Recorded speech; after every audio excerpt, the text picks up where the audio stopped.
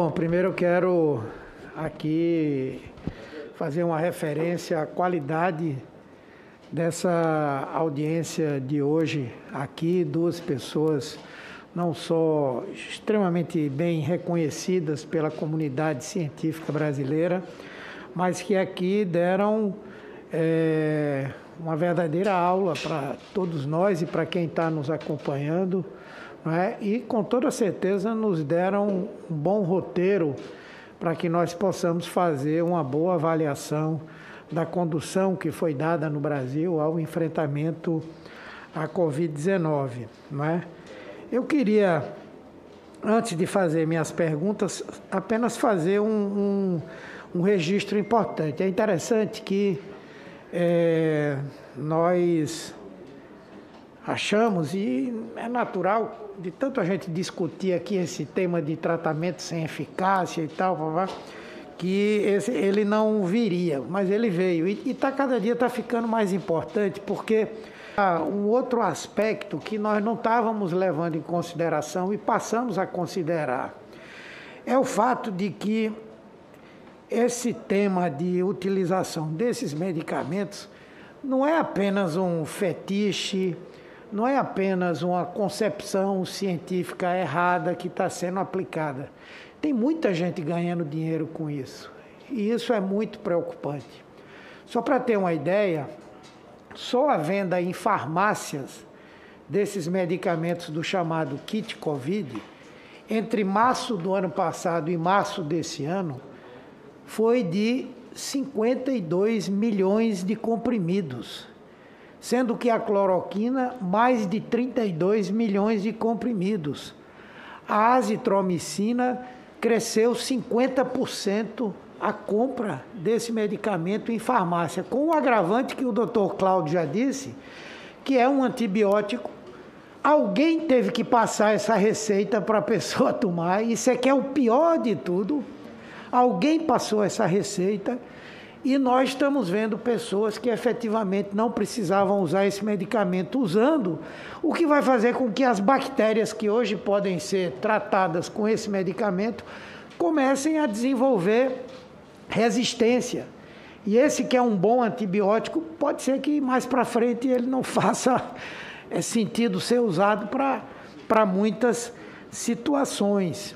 E nós entramos agora na linha de investigar isso. Tem gente que ganhou muito dinheiro com a ivermectina, por exemplo, e que financiou grupos de profissionais para defender a ivermectina, para prescrever a ivermectina. Isso é grave.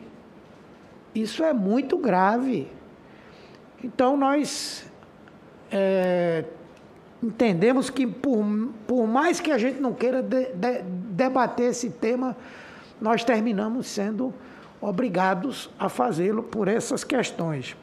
Mas eu queria dirigir as minhas perguntas, algumas ao doutor Cláudio, algumas à doutora Natália, mas se quiserem também se manifestar sobre elas. E eu queria fazer primeiro aqui ao doutor Cláudio, né?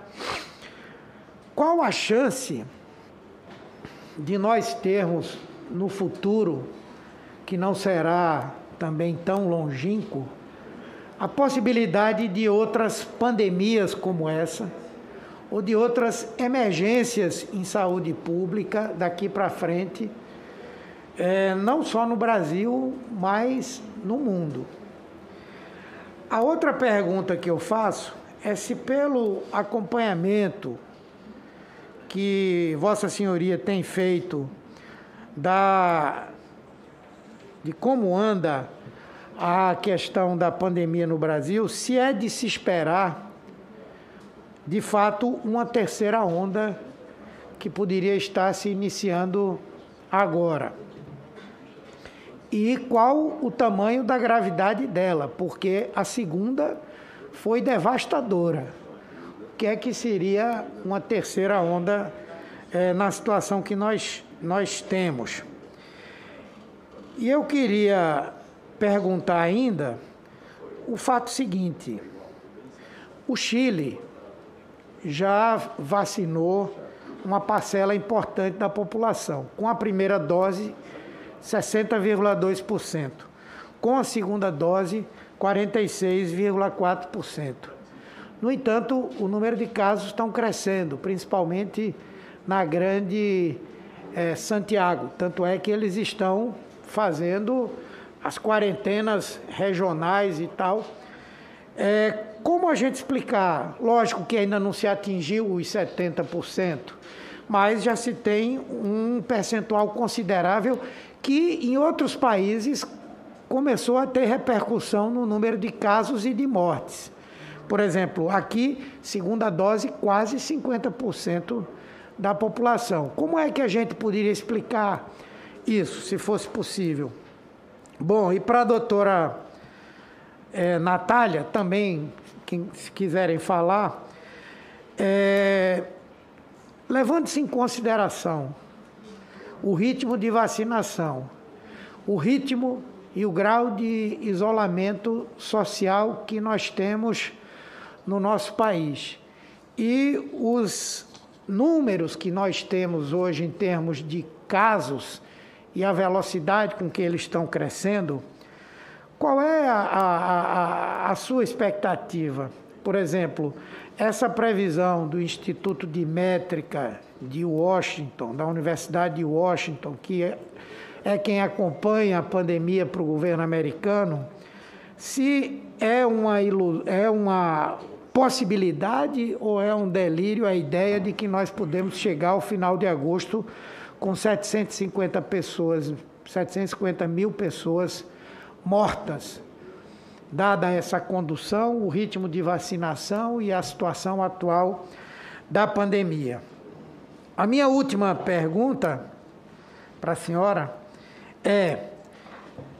tem um vídeo que está correndo na internet, e por sinal chegou até para mim esse vídeo, de uma pessoa um tanto aflita, porque um cidadão, não sei se ele diz que é médico, mas ele aparece dizendo assim: eu fiz a minha dosagem de anticorpos para a Covid-19 e só obtive, aí ele dá não sei se são 28 mil unidades, não sei qual é e uma porcaria, ele usa até esse termo, uma porcaria, tomei 2 vezes essa vacina do Dória e não tive a expectativa de ter os anticorpos que eu teria. A primeira pergunta que eu faço é se essa dosagem de anticorpos, que é feita para o diagnóstico, se você teve ou não a doença, se você tem anticorpos ou não, gerados pela doença,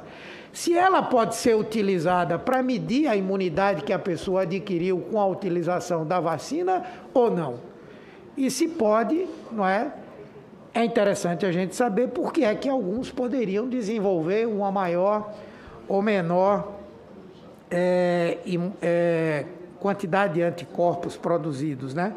Pronto, era isso que eu queria saber. Eu acho que eu tentei pegar algumas coisas que eu sei que as pessoas estão preocupadas em saber, né? Se eu recebo, né, de alguém, vamos dizer, da nossa própria relação, que normalmente tem uma visão um pouco mais aproximada da ciência, imagine a quantidade de pessoas que estão aí fora que podem ter recebido esse vídeo da porcaria que o cidadão fala. Obrigado, senador Humberto. Doutor Cláudio, doutora Natália. Doutor Cláudio, por gentileza. Obrigado. Posso começar? Bom, primeiro, em relação a outras pandemias do futuro.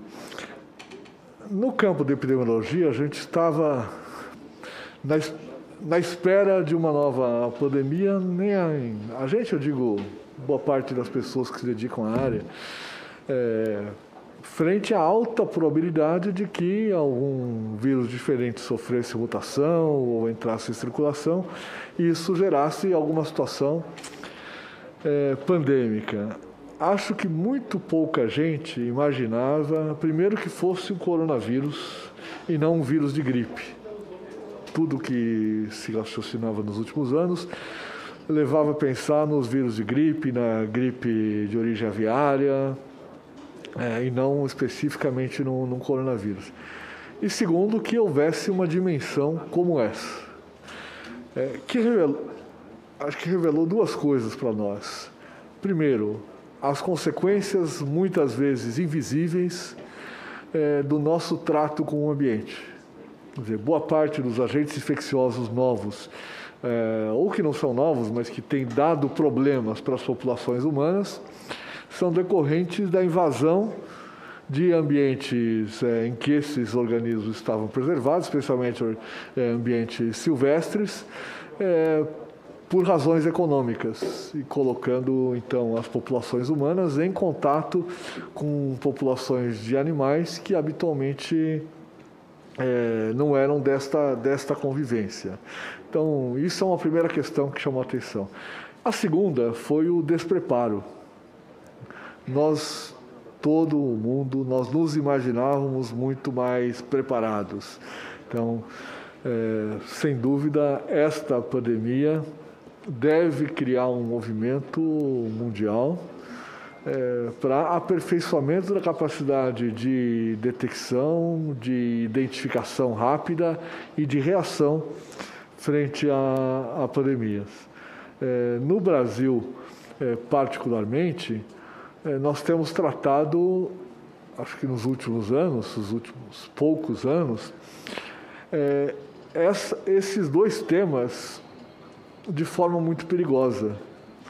Nós não temos controle sobre esta relação do homem com o ambiente, ao contrário, parece que ela tem se tornado mais ameaçadora, e nós não temos melhorado os nossos mecanismos, particularmente a nossa grande rede de atenção básica do Sistema Único de Saúde. Então, isso tudo é muito preocupante. Em relação à terceira onda, até mencionei aqui de passagem, no Brasil é difícil a gente falar em ondas, porque nós temos uma escada praticamente. Nós não sabemos, digamos que não houvesse intervenção nenhuma, em algum momento nós teríamos um patamar de estabilidade. Provavelmente demoraríamos muito para atingir uma imunidade capaz de reduzir bastante a circulação do vírus. Então nós iríamos atingir um patamar de estabilidade alto, com uma queda lenta, e provavelmente muito mais com oscilações do que com uma queda contínua. Porque o tempo todo nasce gente nova, pessoas se aglomeram e têm contato de formas diferentes. E assim que a gente conhece a história das doenças de transmissão respiratória. O sarampo é uma grande escola para nós todos. O sarampo tirava muitas vidas, principalmente das nossas crianças, ao longo de décadas e décadas e décadas, sem que ele se extinguisse naturalmente, como mencionou a Natália. Me parece que neste momento em que isso não se estabilizou, a tendência é que a gente tenha patamares superiores, porque é como se nós lançássemos um foguete, qualquer coisa, de uma altura maior. Quer dizer, nós começamos lá em fevereiro, março do ano passado, do zero, e atingimos uma grande altitude na metade do ano passado.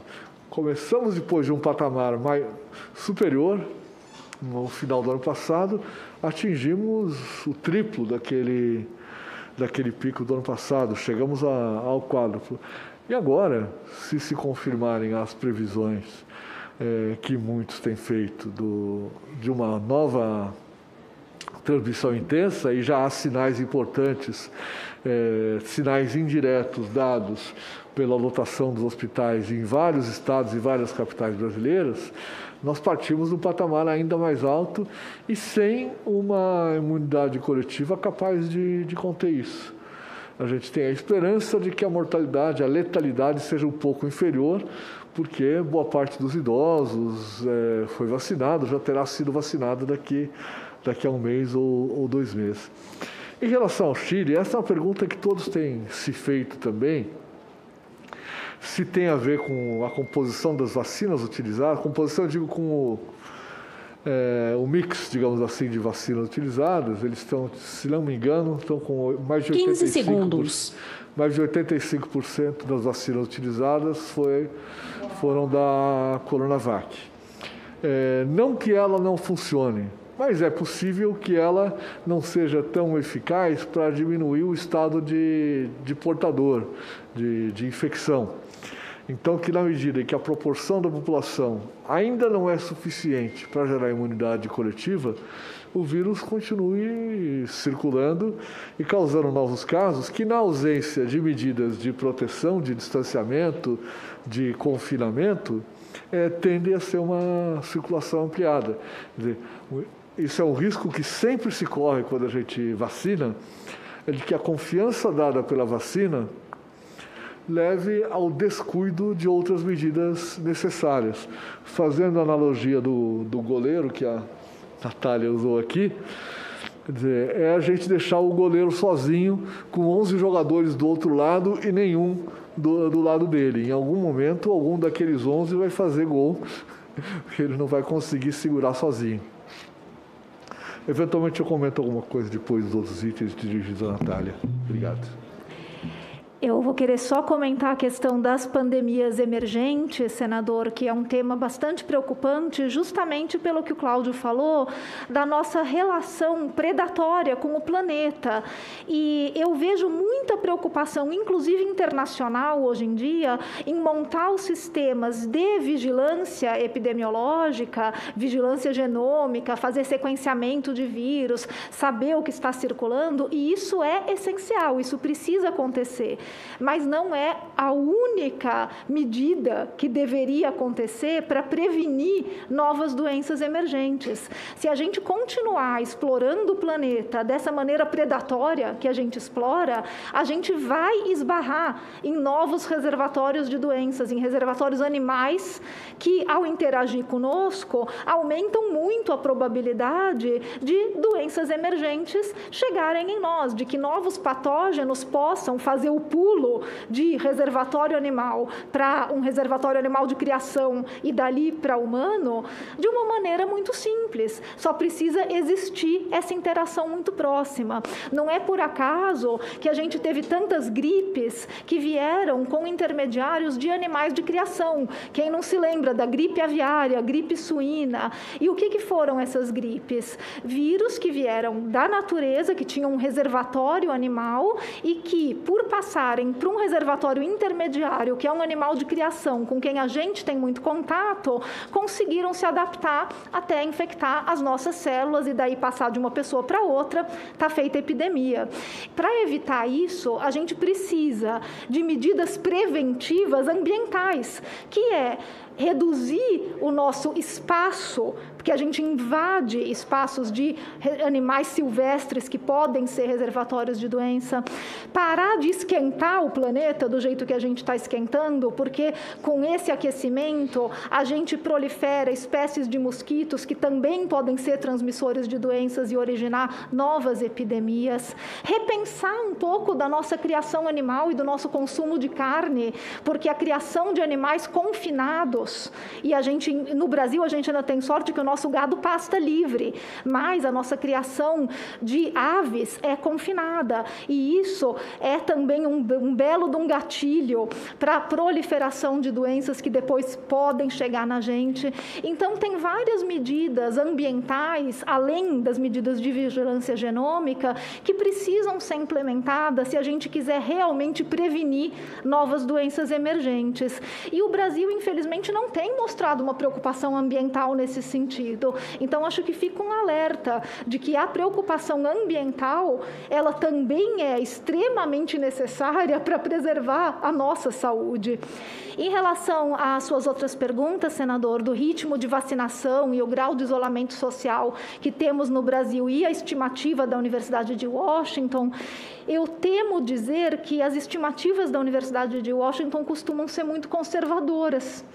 Eles não costumam fazer estimativas escandalosas, espalhafatosas, eles costumam realmente ser bastante conservadores nas modelagens matemáticas. Mas lembrando que modelagem matemática não é previsão do futuro, modelagem matemática aponta tendências de curva, e nós não podemos, como cientistas, falar que a gente tem bola de cristal e que a gente sabe exatamente o que vai acontecer. 15 segundos. O que a gente pode é dizer que, se se a gente continuar nesse ritmo, com pouca adesão às medidas preventivas e com a vacinação lenta, a gente corre o risco, sim, de que essa estimativa da Universidade de Washington se torne realidade. Em relação à pergunta dos anticorpos, essa é uma dúvida muito recorrente de pessoas que acham que dá para medir se a vacina pegou, se a vacina deu bom, né, como dizem por aí. E isso, infelizmente, não é verdade. Os testes de anticorpos, eles servem para fazer vigilância epidemiológica, para medir a prevalência da doença em uma população. Eles não dão uma boa resposta para o indivíduo se você está protegido ou não, seja porque você já teve a doença ou porque você foi vacinado. Por quê? O que eles medem é um anticorpo, é a resposta de um tipo de anticorpo. E como expliquei anteriormente, a gente tem várias respostas imunes além do anticorpo ou do anticorpo neutralizante. A gente tem anticorpos que não são neutralizantes, a gente tem anticorpos que são neutralizantes e que naqueles testes de farmácia, então, aqueles não servem para nada, não vai te medir nada. Inclusive, aqueles testes de farmácia, eles podem ser muito enganosos, porque a maior parte dos testes de farmácia que está no mercado vai medir anticorpos contra a proteína do nucleocapsídeo, a proteína N do vírus. Não é a proteína S, que é justamente a proteína da espícula que está presente na maior parte das vacinas. Então, serve para ver quem já teve a doença, se funcionar, porque esses testes têm uma taxa de erro muito grave, porque são testes rápidos, eles não servem justamente para dar nenhuma informação individual. E a pessoa ainda vai ficar confusa, achando que não tem anticorpo nenhum. Outro fator é que existe a resposta celular, a famosa resposta de células T, de linfócitos T, que não aparece nesses testes de anticorpo, nem nos rápidos de farmácia e nem naqueles feitos por laboratórios especializados que podem até quantificar os anticorpos. Mas a resposta de células T não vai aparecer. Outra coisa que não vai aparecer nesses testes é células de memória. E nós sabemos, pelos estudos que a gente fez dessa doença durante a pandemia, que o nível de anticorpos no sangue, ele decai rapidamente. E isso é normal, isso é observado para outras doenças também. Imagina se para cada doença que a gente tem, cada antígeno que a gente é exposto, a gente ficasse o tempo todo produzindo um monte de anticorpo no sangue. Ia virar uma sopa, né? Uma sopa de letrinhas. E a gente não faz isso. O que a gente faz é produção de células de memória. O nosso sistema imune produz células de memória que ficam quiescentes, ficam dormentes. E quando estimuladas, quando o patógeno aparece de novo, aí sim elas acordam e começam a produzir anticorpos e jogar esses anticorpos na circulação. Então, o fato da pessoa não ter anticorpos no sangue não quer dizer que ela não tem células de memória que estão ali prontinhas para responder se a pessoa for infectada pelo vírus ou por outro patógeno, e que essa pessoa não tem resposta celular de linfócitos T, porque isso também não aparece nos testes de anticorpos. Então, esses testes, eles acabam confundindo a pessoa, ou para ela achar que não está protegida, ou para achar que a vacina não pegou, a vacina não serve, eu quero me vacinar de novo, e a gente não deve encorajar esse tipo de comportamento, porque realmente só serve para deixar a população confusa. O que diz para a gente se uma vacina funciona ou não são os testes clínicos da vacina.